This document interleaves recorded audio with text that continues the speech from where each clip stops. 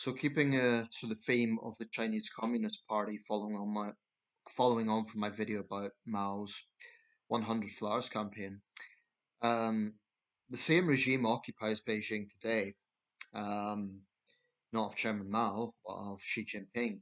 And I think an interesting litmus test as to how far this country is going to go to pander to China will be what happens with the so-called super embassy that's that the Chinese side are trying to ascertain at the former site of the Royal Mint in Tower Hamlets in London. The other day there was big protests there, hundreds of people in attendance, stop this going ahead. A little bit of history. I understand that the Chinese first applied for this in 2022, and Tower Hamlets Council lodged a protest, a block to that application on the grounds that there would be large demonstrations there, and that would be a concern for them as a council, and also the security concerns. Just for the record, and no one will be surprised by this, I absolutely support Tower Hamlets Council and those who are critical of this embassy expansion. Now, every country um, needs an embassy. Most have operating embassies in this country. I think we should absolutely resist the attempts to build a mega embassy, i.e., a mega spy center, um, because there is substantial concerns around this. Aside from the fact it's at a historic site of significant importance to our history and culture, um, no matter how much money Beijing throws at this, ultimately, I think the security issue must outweigh any financial benefits. Um, because otherwise, we're in a situation where um, this regime can just throw money at anything and get their own way. We cannot go down that path. Um, I don't trust Keir Starmer and Rachel Reeves when it comes to China. Um, I should say when Tar Hamlets last lodged protest that this Tory government didn't intervene. In other words, they didn't try to fight back against the council. Um, but Labour might, um, because it seems like they're taking the strategy of trying to keep China on side. What I find depressing about geopolitics right now is we have this situation where you have aggressive major powers in Russia and China. We know about Russia. China, it's not so much in terms of warfare, but in terms of the security situation. Absolutely, we can't trust China. I mean, the security services have repeatedly warned about this. MI5, GCHQ, they have repeatedly warned about the existential threat posed by China. Yet successive governments, Conservative and now Labour, continue to be super cautious about it. Now, I'm just going to talk a little bit about Starmer's record so far. At the G20 summit last year in Rio de Janeiro, Starmer, to his credit, did raise human rights concerns. He raised the issue of Jimmy Lai, the British national who's held in detention. He raised the issue of dissent in China. He raised that, you could see it on camera, and then some of the CCP cronies tried pushing away British journalists, even though this was in Rio de Janeiro, it wasn't in China. Um, so yes, he is raising those concerns. So it can't be said that he hasn't brought those things up. Human rights is extremely important, but it is only one part of this. The other part is our own national security. And I am very concerned that Rachel Reeves and Keir Starmer are being far, far too pandering to China. I mean, Reeves became the first chancellor to visit China, I believe, in 5 years. Although the last foreign secretary, James Cleverly, controversially did. Um, Here's the thing: there is an argument you can't just ignore the world's second biggest economy. That's true, you can't. But that doesn't mean you have to give them everything on a plate. That doesn't mean you have to pander to Beijing's demands. I think Keir Starmer, particularly given his legal background, be really, really, really taking this security threat seriously. Of course, China's going to give reassurances. Of course, Chinese companies are going to say, no, no, we're not communist spies. Of course, they're going to say that. Why would they say anything else? But if I was the Prime Minister, I'd be listening to the security services. And I think the government should actively support Tower Hamlets Council, the Labour Council anyway, but they should be supporting the significant concern that is raised there. A lot of Hong Kongers in the protests are concerned that this might be used even as a sort of subversive prison. I'm not suggesting that they're going to be dragging people in per se, but there's already concerns about black prisons operating in Europe. That is to say, some Chinese businesses, not all of them, but some Chinese businesses are kind of a front for Communist Party agents to be operating, to be putting pressure on dissidents. They won't harass British citizens, they're not going to be that blunt about it, but they will likely harass Hong Kongers and maybe some mainland Chinese who have dared to think differently. Um, I think this country continues to be woefully um, out of reality when it comes to dealing with China. I mean, James Cleverly, as Foreign Secretary, I thought was too cautious, but Labour's went even further, actually pandering to China. Rachel Reeves, you know, I feel there's echoes of what she is doing with what David Cameron and George Osborne done, the so-called golden era of relations. Now, what's happened since then? Not only have we had substantial security breaches, we had the incident at the Manchester consulate where protesters were dragged inside the grounds to try and set them up to look as if they were attacking the consulate staff, which wasn't the case at all. They were outside the grounds. Um, but we've also had the pandemic. I don't think this should be forgotten. We've already got the sense that it's part of it's old news. It ended in 2023. The world has moved on. Other things have happened. I don't think the world should forget the Chinese culpability in that. It isn't racist to say that the Chinese communist regime done its level best to avoid transparency. They lashed out at anyone. Look at how they responded to Australia when Australia called for an independent inquiry. They responded by trying to crush the Australian wine industry. Australia hadn't even blamed China. That's how Xi Jinping's FUG regime works. And I don't believe in caving into bullies. I think it's bad policy. I don't think it's even real politics because in the long term it isn't practical. I don't think this is a case of, well, we think differently, but practically we have to work with them. Yes, we need to work with them. That doesn't mean giving them everything they want. I'm very concerned that Rachel Reeves and Keir Starmer are going to do just that, or at least still go to a large extent. They'll occasionally throw in the human rights questions and so on, but domestic security is a huge issue. Now, if this embassy goes ahead, if it is built, and we see some major security breach, then significant blame must be levelled at Starmer and Reeves and Lamy for letting this go ahead. And I'm kind of perplexed because when it comes to foreign policy, Starmer and Lamy, as Foreign Secretary, have been tough when it comes to Russia. I've no criticism there. They've been consistently hardline with Moscow. They've called out Putin's regime in pretty blunt language, actually, at the UN. I give them credit for that, and I think that is the right approach. But why can't they take the same stance with China as they do with Russia?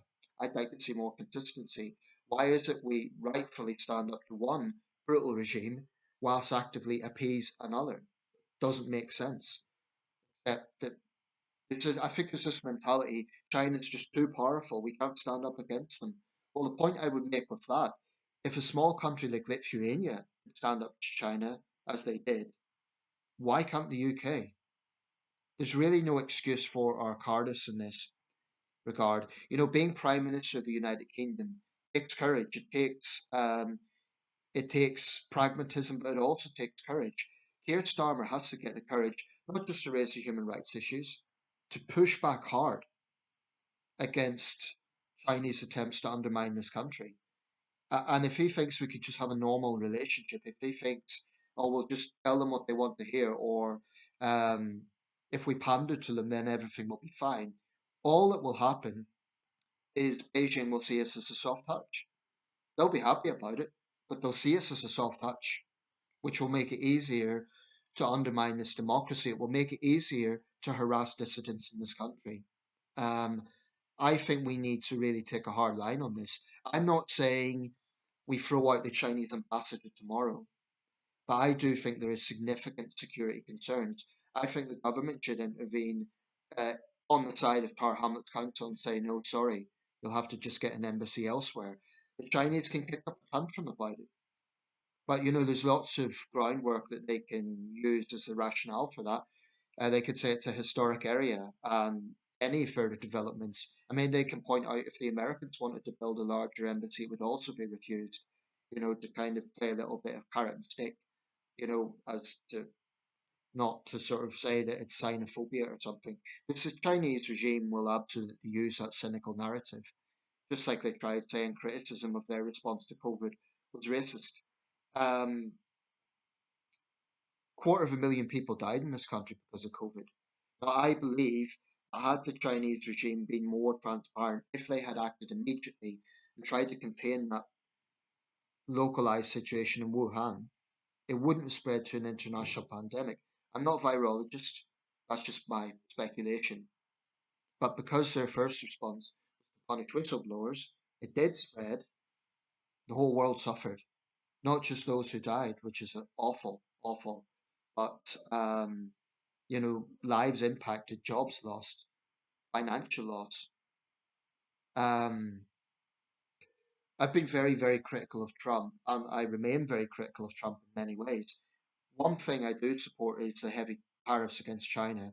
If that weakens the Chinese regime, that's not necessarily a bad thing. It's interesting that the response was moderate. They put 10% tariffs on US imports. So it's a relatively muted response. That may suggest that actually, for all their bluster, to some extent, the CCP is a paper dragon. That is to say, they're powerful, but not as powerful as they appear. I think there is some concerns within the Chinese economy. Um, I think actually the pandemic was a missed opportunity. That should have been a point for a united front speak out against the Chinese regime. I'm not saying, we've got this global pandemic that's just all gang up in China, but it should have been an opportunity to put pressure on the Chinese regime as to their lack of transparency. Instead, countries kind of continue to pander to it and continue to take this narrative that if we speak about the pandemic in the Chinese context is somehow racist. It was pathetic to see Amnesty International come out and say calling it the Chinese virus is racist. Now, racist attacks against Asian people was racist. It's appalling that Asians were attacked on the streets of the United States and some in the UK. Appalling, whether they're Chinese or not. It's, racism is racism. I will always condemn that. So Chinese citizens shouldn't suffer for what their government done. That was disgraceful.